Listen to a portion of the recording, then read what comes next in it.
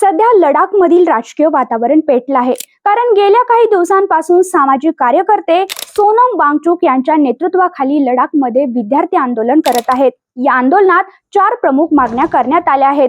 त्यापैकी पहिली मागणी आहे की लडाखला पूर्ण राज्याचा दर्जा मिळावा, तसेच लडाखचा संविधानाच्या 6व्या अनुसूचीत समावेश करावा, तसेच कारगिल व लेह या 2 जिल्ह्यांना लोकसभा मतदारसंघ घोषित करावे आणि लडाख मधील शासकीय नोकऱ्यांमध्ये स्थानिकांना प्राधान्य मिळावं।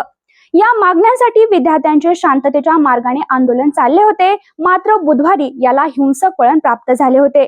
बुधवारी संतप्त जमावाची पोलिसांसोबत झटापट झाली आणि जमावाने पोलिसांवर दगडफेकही केली।